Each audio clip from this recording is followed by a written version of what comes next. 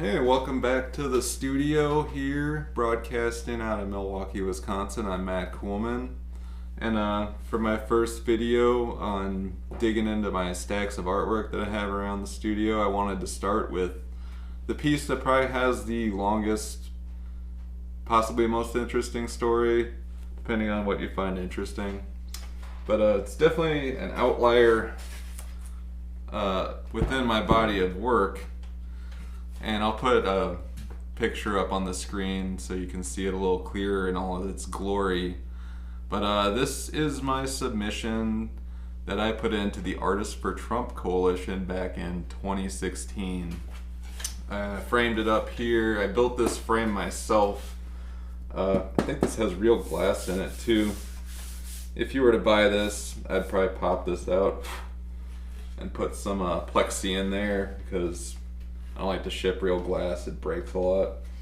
But I framed this up here with this email that I sent with the submission, and I'll read this to you. This is the only copy that I have of this email because I never thought that this little weird prank I did was gonna go anywhere. It says, "Hey, my buddy told me about your art contest. I do lots of Photoshop stuff and I made a piece to submit. I think Trump is awesome, he tells it like it is, and he's basically a huge rock star. All those other politicians are a bunch of losers compared to him. So I did something to try to show the crazy awesomeness that Donald Trump is. He is America and he's going to kill our enemies and he's going to rock while kicking ass America style. It was hard to cram everything into the picture that I thought needed to be in there, but in the end I think it's looking pretty good. Thanks, and I hope I win. Fuck Hillary." And it's loaded with misspellings and bad grammar and whatnot. I tried to portray that through the sort of slight hillbilly accent, hick accent there. But yeah, this all started when I was just looking through shows to enter into on call for entry, and I saw one that was called the Artists for Trump Coalition, and I was like, the Artists for Trump Coalition, what in the hell is this? So I clicked on the description, and it was clearly just like one guy just putting this thing together, trying to make it sound like a big grand thing. His name was Joe Fish. Yeah, it sounds like a fake name, honestly. But yeah, so I just had a strange mental image of what pro-Trump art would look like. Like at that point, the idea of Donald Trump being president was still a pretty far flung idea in my mind, and so I was just in trying to imagine what a pro-Trump artist would make. I got this funny imagery of just like somebody who had absolutely no skill but just a ton of enthusiasm for Donald Trump, which I think kind of exemplifies a lot of his fans, just putting this thing together. And so when I was making this, I used Photoshop in just the most rudimentary way possible. Like I used the lasso tools, the polygonal lasso and the select all and delete, but didn't change the tolerances or anything. So if you get up close and look at all this, it's just like the worst Photoshop possible. Dropped a ton of filters all over everything, and it actually took a decent amount of work and like problem solving to figure out how to like make this all legible, because like without all the lightness from the explosions haloing everything, it's just like a stack of 2D stuff and it's a mess. So I actually had to do a little problem solving to make this a little bit legible, but I had to cap it off with the misspelled Donald up top and bold red, just Donald, and yeah, boobs in the corner. Got to, And this was actually inspired by, there's a t-shirt and a flag, this image going around that I'd seen at the state fair that year, I think, on a t-shirt, and it's Donald Trump on a tank with like fireworks going off behind him or something, and I just took that energy that I saw and just amped the stupid up to the greatest level I possibly could. And I made this thing and I was just gonna, share it with my friends on Facebook or something and kind of laugh about it, but there was no entry fee to enter into this Artists for Trump Coalition thing. So I was like, why not send it to him and see what happens? And lo and behold, it got accepted. I framed up the certificate that he sent me down here. He sent me back this JPEG. I had to print it out myself. And my honest opinion, the graphic design on this is atrocious. So he accepted it as a genuine submission. He sent me that certificate back, and I thought that was going to be that. Basically, I thought it was going to stop there, and like I said, I didn't save that email or anything. I was just like, okay, that was fun. But then out of the blue, like this guy, Joe Fish, he would just like keep emailing every now and then, and one time it was probably about a year later, he sent out a notice saying, hey, there's this guy that contacted me who's putting together a show at this gallery. It was at the Howard County Community College. It looked like a pretty nice art space. I looked it up. Like a pretty nice art center thing they got out there. And he was like, he wants artists on both sides of the political spectrum to be a part of this show. If you're interested in applying, get a hold of him. And so I got a hold of this guy, sent him the piece, told him the whole backstory about how it's a joke and everything, and I got accepted into the show. And so I framed up a second version for the show.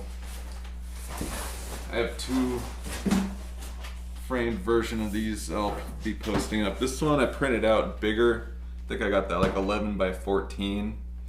It's a little more glorious. It's got the gold metal frame, because that's more Trumpy, and it doesn't have the email, just the certificate. When he accepted the piece to the show, he specifically said he wanted to show it with the certificate, and I was like, yeah, that makes sense, because I think it's implicit just seeing the piece and that it was accepted. That's all you need to critique of the Artists for Trump Coalition.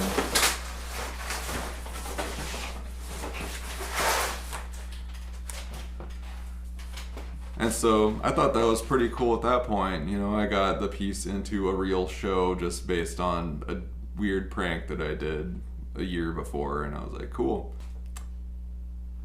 But Joe Fish wasn't done yet.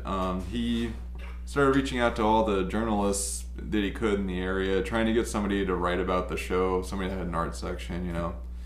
And he got someone from the Washington Post to respond to him and said he was going to write an article about the show, and he was really excited about this, to get this kind of legitimization by appearing in an article, getting the Artists for Trump Coalition in there. So he emailed all of us and he says, hey, this guy's going to write about the show. If you want to be in the article, if you want to be interviewed for it, email him. And so I emailed this guy and I said, hey, here's the story. Here's the whole backstory on this thing that I did.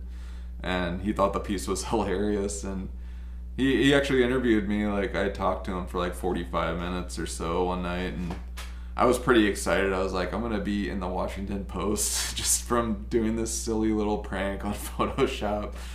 And but the article never ended up running, unfortunately. I was pretty disappointed, but I was like, yeah, I understand. Like, it's a weird little niche thing. It's not like a big news story, and I could see an editor maybe having qualms with, like, maybe poking fun at someone a little too hard, like exposing Joe Fish as having had the wool pulled over his eyes that hard. That there's not very newsworthy or professional to do that, probably. So they're like, we're not gonna do this, and then it's just like a not noteworthy show. It's just an average run-of-the-mill show. So they left it alone. And I was disappointed, but fine with that. But Joe was not fine with that, and he started emailing. He sent us copies of the letter that he sent to them, and it was kind of cuckoo, honestly. Like, his language started turning more towards, like, kind of saying that they were anti-Western. And one thing that I remember specifically him saying was that 70% of America is white, and so it should make sense that 70% of our criticism should be directed towards white artists, which makes absolutely no sense to me whatsoever. It was something along those lines, but he was basically just really mad that they didn't write the article and was doing anything that he could to try to spur them into action, I suppose.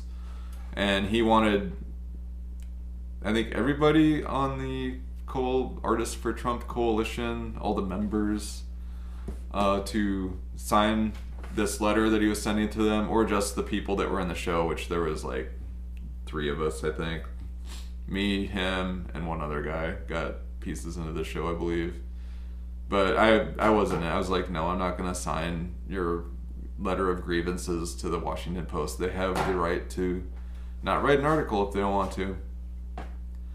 And he kept pressing me on this. He emailed me a few times, and then he eventually said that I was on probation, and I don't know what that means, because I was like, what does it even mean to be a member of this coalition? Like, you're just a dude that asked for people to send you JPEGs, and I sent you one, and then you sent me a JPEG back. That's where we're at right now. And you keep emailing me. So I was on probation, I guess, but then there was never any official start or stop to that. Who knows? I don't know. Maybe I'm still on probation.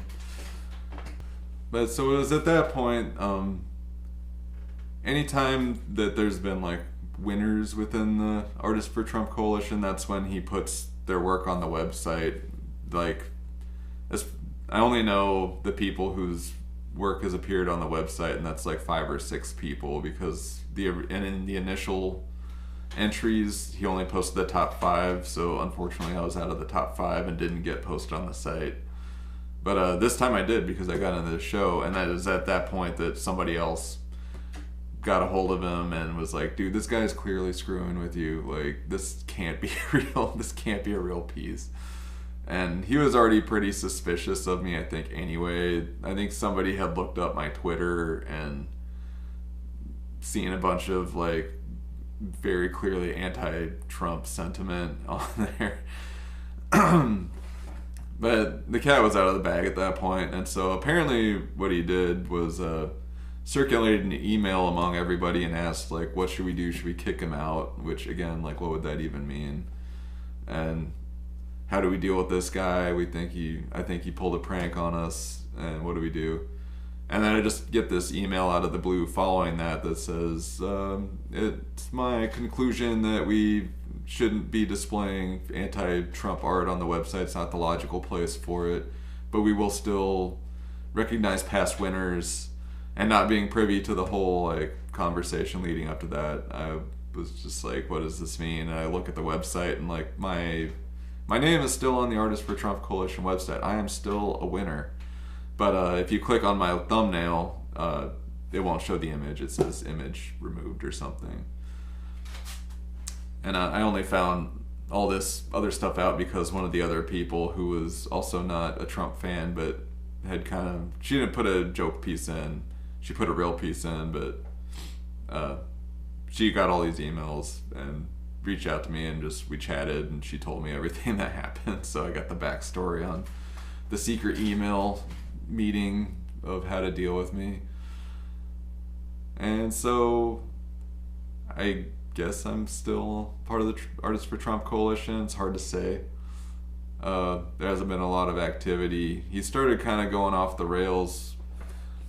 Oh yeah, he also, following that, this doesn't even really have to do with me anymore, because I was kind of checked out at that point.